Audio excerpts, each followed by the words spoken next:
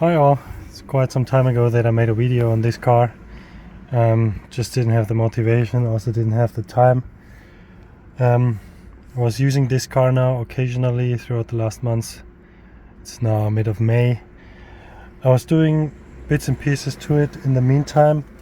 As you can see already, I changed the radio. The CR905 is out, it's sold. I got this SC801 for a good price. I paid 70 euros. Got the code from the Volvo dealer for free. The old one was sold for 140 euros, so quite a nice deal. As I've already inserted the amplifier some time ago, I cannot really say that it improved the sound or tone quality.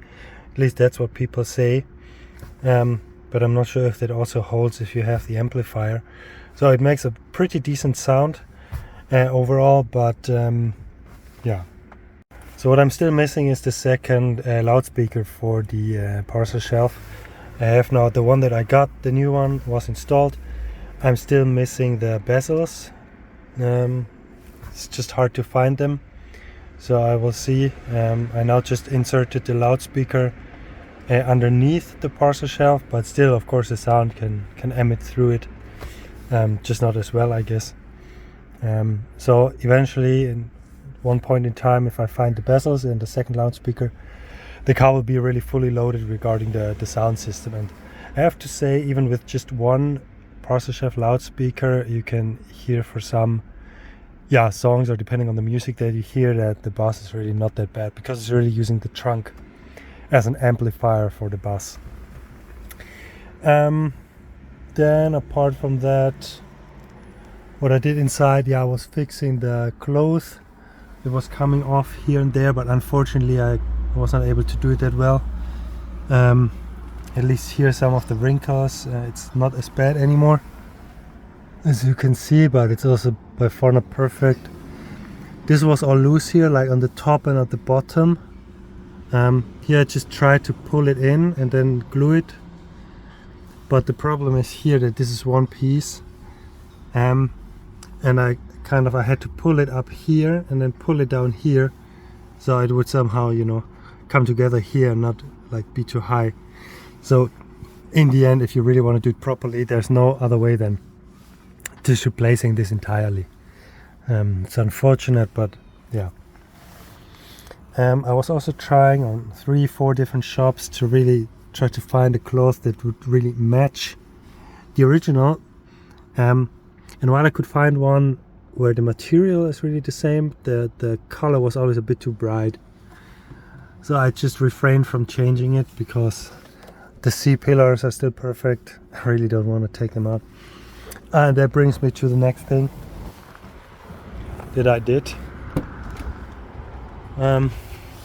which is the super cool original rear sunshade. So it was optional, but it is original like that. It's very cool. I really love it on the sedans. If you have these sunshades, it looks really cool, and it definitely makes a difference in the summer. So yeah, here you can see this is like where the loudspeaker bezels are supposed to sit. I think at least regarding the interior, that's I think all or everything I did. And what I also really like about the radio is that the buttons are larger, so that makes it much easier to touch, and also while you drive.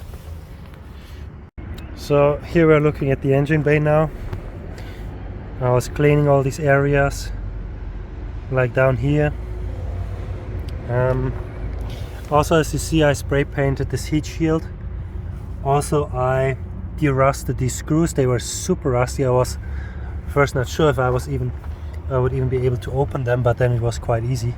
I put them in vinegar essence for 2-3 days, and then just brushed them off, and then put some grease on them. So if you use vinegar essence, it turns the rust into some black kind of slime.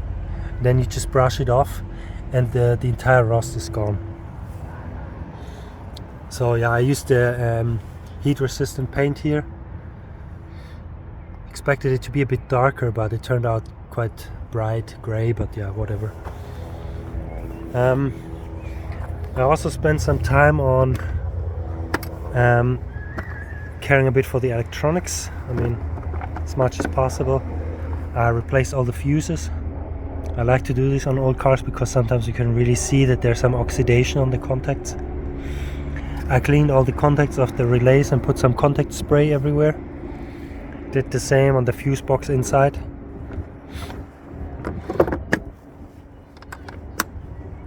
Yeah, and then again a bit of cleaning in the engine bay. I mean, you always find some spots that you can still clean and improve.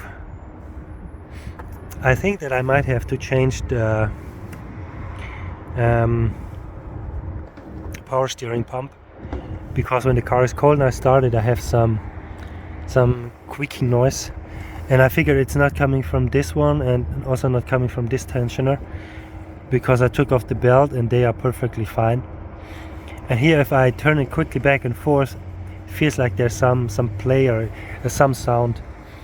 But I saw that these are quite cheap to replace, maybe 70-80 euros. I'm just trying it myself. It seems to be rather easy. Then I did an oil change. I used the 5W40 Motul XS 8100. I really like this oil. I have it in all my cars, and I have to say that apparently the sound from the lifters is now weaker. I did the change 500 kilometers ago, and sometimes now I start the car overnight and I don't hear the lifters at all. So I think I'm not going to touch the lifters. I'm too afraid that I might mess something up with the torque, or I don't know. And it really doesn't seem to be necessary. I had it yesterday when I started the car that I heard the lifters, but it was really just 1 second and it was weak. And I think if I drive the car for another, let's say 5,000 kilometers, I'm quite sure that the sound will be completely gone. And I also had this on some other cars that I have, like a W110, a 210 and a W202. And both, when I bought the car, they had a lifter noise, and after doing the oil change it was gone. So I really don't know. I think that also here the previous owner, he just used the cheapest shit, the cheapest stuff. I saw it on the brakes, he used very cheap brake parts. Quite sure he used very cheap oil also. So I think that's definitely good that I did this change, even though it's just 1,000 kilometers ago.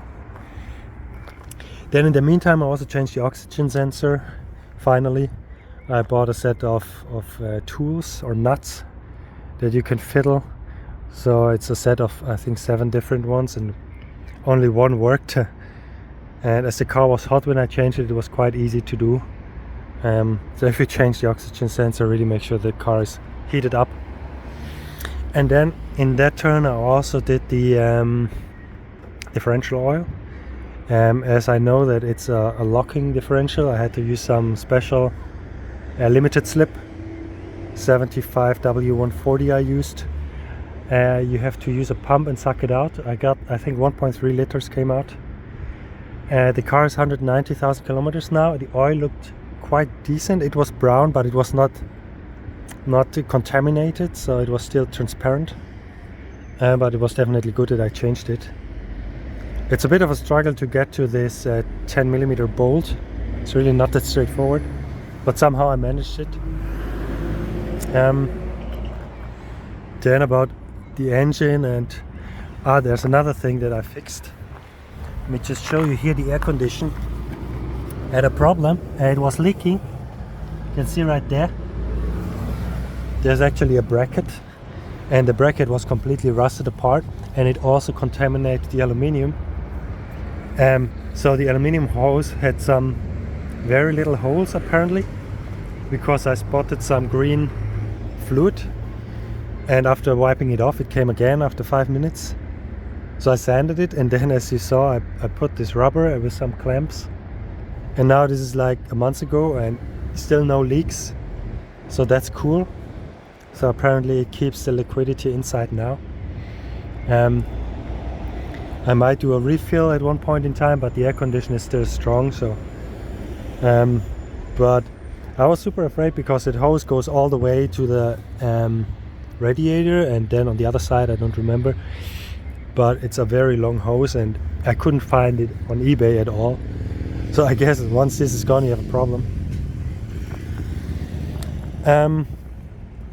Yeah, then apart from that, I think there's really not that much. Yeah, there you see this super nice sunshade. I was also trying to add the third brake light. I put it there, checked it, like connected it because the wire is there, but I couldn't get it running somehow, I don't know. I then tried to look for whether there's an additional relay or fuse, but there's nothing. So I have no idea why it would not work, but apparently it doesn't. Yeah, it's a bit unfortunate, but would be cool, because if once I have the loudspeakers and the additional brake light, like the Porsche shaft is already fully equipped. Yeah, there were some stickers that I removed from a dealer. I still have this DAB antenna there, even though I don't need it. Yeah, but I think now there's really not that much I need to do. I have one problem here with this Viper engine. When I run it, it just sometimes stops here. Then I need to turn off the car, and then if I start again, it comes back. I just bought a replacement and see. Hope I don't have to take off the bumper again. I think maybe I'm lucky and I can do it from below also. Yeah, and then the big thing now, the last item I still need to do is the multi-link. So I once had the idea to eventually put some kind of a rubber in between, but it's not going to work. So now I'm in the process of really trying to think about which of the bushings I'm going to replace first, and then check if the clunking noise is still there or if it's gone. So I will probably do the upper four, because I really don't. I mean, that's what people are pinpointing to when there are problems with the multi-link. Primarily the upper rear bushing.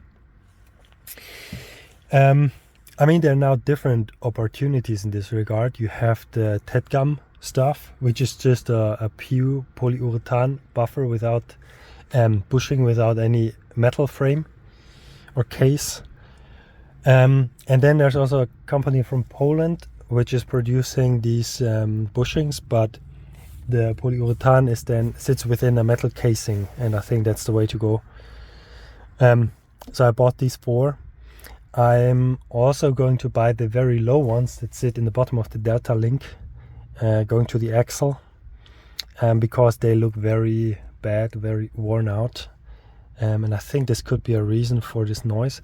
But I mean, left and right side, they look quite similar, but the sound is just coming from the right. Yeah, they are quite costly. So these overall 6 bushings I'm going to change. Price will be around 400 for all of them. In that turn, I'm also going to replace the inner sway bar bushings, because there's no way to reach them when the axle is inside. And yeah, of course, it implies that I will go to a shop and they have to drop the axle to do this job.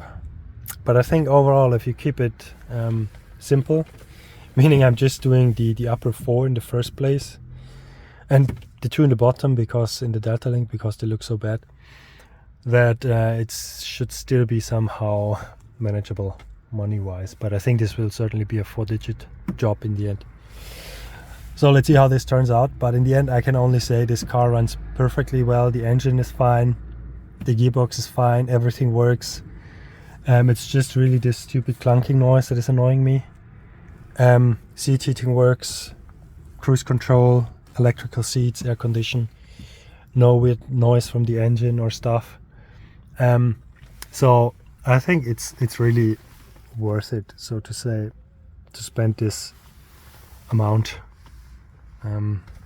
Yeah, so let's see. I guess I'll keep you posted, but in the meantime I don't really have a lot to do on this car, so I guess I'll just keep driving it occasionally if the weather is nice, throughout spring and summer. And then yeah,